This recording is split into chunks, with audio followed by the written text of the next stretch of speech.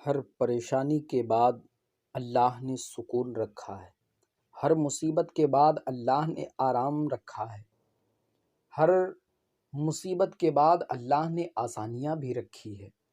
اگر بندہ بیمار ہے، بندے کو کوئی بیماری آ گئی، تو بیماری کے بعد جو اللہ تندرستی عطا فرماتا ہے وہ اعلیٰ درجے کی ہوا کرتی ہے۔ اگر بندہ غریب ہے، اگر بندے پر کوئی غربت آ گئی، تو غربت کے بعد جو اللہ رب قدیر آسانیاں عطا فرماتا ہے، اس کے لیے سکون مہیا کرتا ہے، تو وہ اعلیٰ درجے کا ہوا کرتا ہے۔ ہر پریشانی، ہر مصیبت، ہر تکلیف کے بعد اللہ نے آسانی بھی رکھی ہے، اور پریشانی، تکلیف، مصیبت کے بعد جو آسانیاں فراہم ہوتی ہیں، جو اسے سکون میسر ہوتا ہے، وہ اللہ کی طرف سے اعلیٰ درجے کا ہوا کرتا ہے۔ حضرت ایوب علیہ السلام، یہ اللہ کے نبی ہیں، 60 سال کا عرصہ گزر گیا، ایوب علیہ السلام کو کوئی پریشانی نہیں ہوئی، کبھی بیمار نہیں ہوئے، کوئی تکلیف نہیں ہوئی۔ اب ایوب علیہ السلام ایک مرتبہ بیمار ہو گئے، تو 1 دن نہیں، 2 دن نہیں، 10 دن نہیں، 2 مہینہ، 4 مہینہ نہیں، بلکہ 18 سال متواتر گزر گئے، ایوب علیہ السلام بیمار رہے۔ ایوب علیہ السلام 18 سال متواتر بیمار رہے۔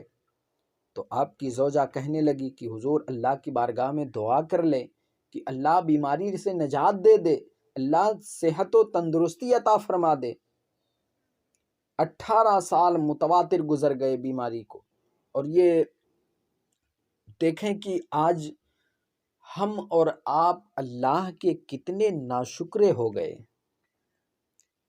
اور ہمارے اسلاف کس طریقے سے اللہ کا شکر گزار ہو کر کے گئے ہیں، اور ہم کس کٹ گھرے میں ہیں۔ آج ہمارے اور آپ پر تھوڑی سی کوئی پریشانی آ جاتی ہے تو فوراً زبان پر گلے اور شکوے کے الفاظ جاری ہو جایا کرتے ہیں۔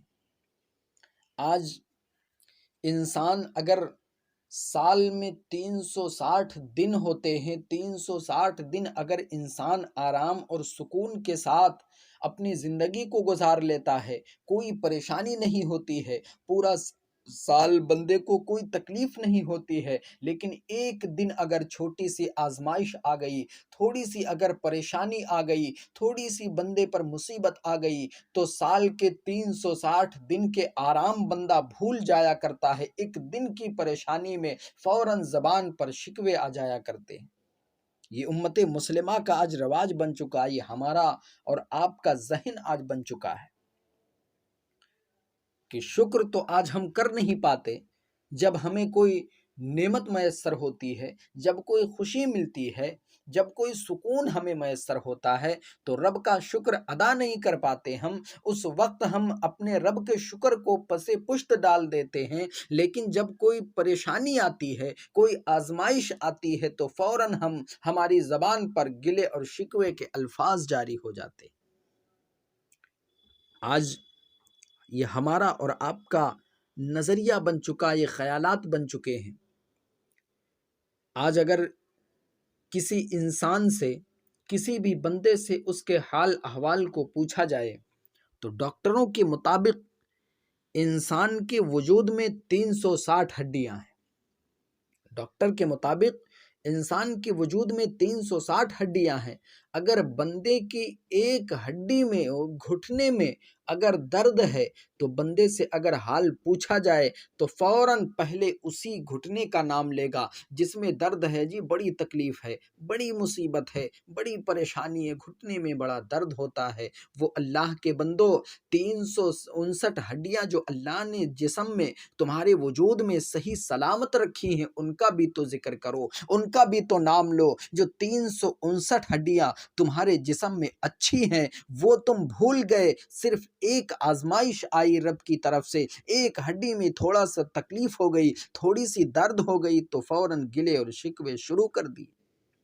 یہ آج ہمارا اور آپ کا نظریہ ہے۔ حضرت رابعہ بصریہ سلام اللہ علیہا، آپ کے پڑوس میں ایک نوجوان رہتا تھا جس کی عمر 35 سال ہو گئی، کبھی بیمار نہ ہوا، کبھی کوئی پریشانی نہیں آئی، کوئی مصیبت نہیں آئی، کوئی تکلیف نہیں آئی۔ اب بندہ ایک مرتبہ بیمار ہو گیا، سر میں بڑی تیز کا درد ہونے لگا، تو سرخ رنگ کی بندے نے پٹی باندھ لی، باہر آیا۔ رابعہ بصریہ سلام اللہ علیہا نے ارشاد فرمایا بیٹے خیر تو ہے؟ نوجوان نے جواب دیا اماں جی سر میں بڑا درد ہو رہا ہے، سر میں بڑی تکلیف ہے۔ تو آپ نے ارشاد فرمایا اس سے پہلے کبھی درد ہوا؟ تمہاری عمر کتنی؟ نوجوان نے کہا 35 سال۔ رابعہ بصریہ نے ارشاد فرمایا اس سے پہلے کبھی درد ہوا؟ نہیں۔ کوئی تکلیف ہوئی؟ نوجوان نے کہا نہیں۔ کوئی پریشانی ہوئی؟ نوجوان نے کہا نہیں۔ رابعہ بصریہ نے ارشاد فرمایا کہ 35 سال کا عرصہ گزر گیا، تمہیں کوئی پریشانی نہیں ہوئی، کوئی تکلیف نہیں ہوئی، کوئی مصیبت نہیں آئی، ایک چھوٹی سی آزمائش آ گئی، چھوٹی سی تکلیف آ گئی تو تم 35 سال کے آرام اور سکون کو بھول گئے، شکر ادا کرنے کے بجائے فوراً ناشکری کرنا شروع کر دیے۔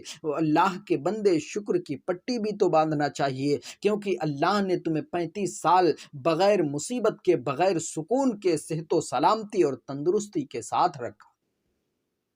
تو یہی حال آج ہمارا اور آپ کا بھی ہے۔ جب کوئی نعمت ملتی، آرام اور سکون جب میسر ہوتا ہے تو ہم رب کے شکر کو پس پشت ڈال دیتے ہیں، اور جب پریشانی آتی ہے تو فوراً گلے شکوے شروع کر دیتے ہیں۔ تو میں بات یہ کر رہا تھا کہ ایوب علیہ السلام، زوجہ نے کہا حضور دعا کر لیں اللہ صحت عطا فرما دے۔ تو ایوب علیہ السلام نے ارشاد فرمایا میں صحت یابی میں کتنی مدت تک رہا؟ زوجہ نے کہا حضور 60 سال۔ آپ نے فرمایا بیماری کو کتنے دن ہوئے؟ جواب ملا 18 سال۔ ایوب علیہ السلام نے ارشاد فرمایا کہ جب میں 60 سال تک صحت یاب رہا، تندرست، صحیح و سلامت رہا، تو اب بیماری کو بھی 60 سال پورا ہو جانے دو، اس کے بعد میں اللہ سے دعا کر لوں گا۔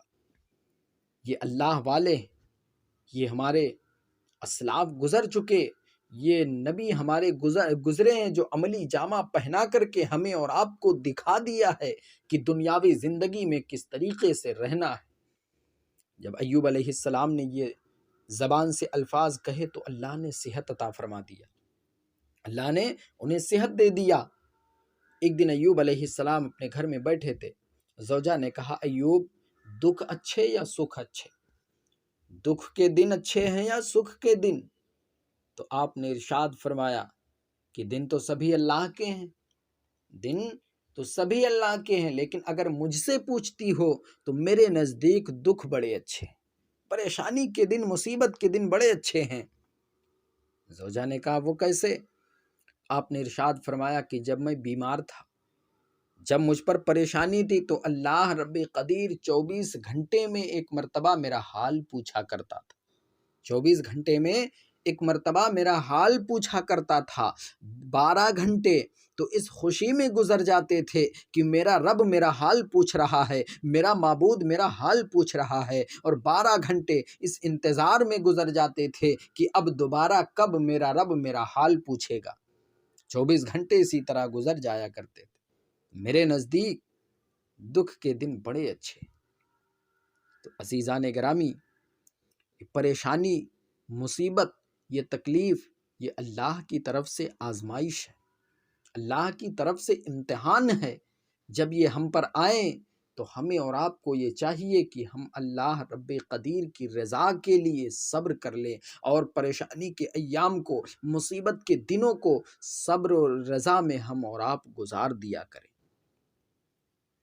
اور جب کوئی نعمت مل جائے تو اللہ رب قدیر کا ہم اور آپ شکر ادا کر لیا کریں۔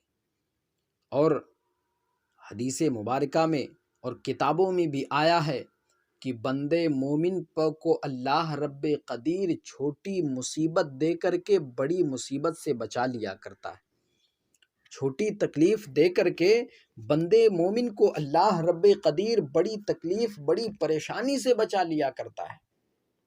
حضرت لقمان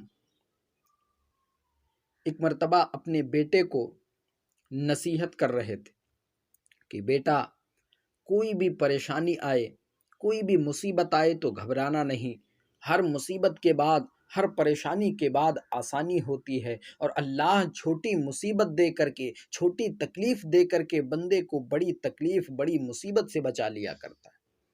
بیٹے کو لقمان حکیم نصیحت کر رہے۔ ایک دن لقمان حکیم کے دل میں یہ خیال پیدا ہوا کہ چلو اللہ کے نبی سے ملاقات کر لی جائے۔ باپ اور بیٹے دونوں گھوڑے پر سوار ہوئے۔ سفر کافی طویل تھا، صحرا کا علاقہ تھا۔ اپنے ساتھ کھانے پینے اور سفر کے ضروریات کی ساری چیزیں لے لیا۔ اب باپ اور بیٹا نبی سے ملاقات کے لیے چلے۔ صحرا کا علاقہ ہے اور اتنی شدت کی گرمی پڑ رہی تھی، اتنی تیز دھوپ پڑ رہی تھی کہ گرم کی وجہ سے گھوڑے بھی بے ہوش ہو جایا کرتے تھے، اتنی شدت کی گرمی تھی اس وقت۔ لقمان حکیم اور آپ کے بیٹے گھوڑے پر سوار جا رہے۔ صحرا میں پہنچے تو اتنی گرم لو چلی، اتنی گرم ہوا چلی کہ آپ کے گھوڑے بے ہوش ہو گئے۔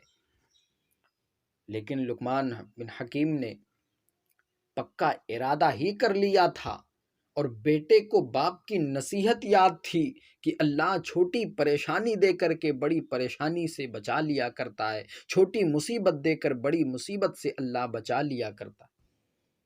پکا ارادہ تھا، پیدل چل پڑے۔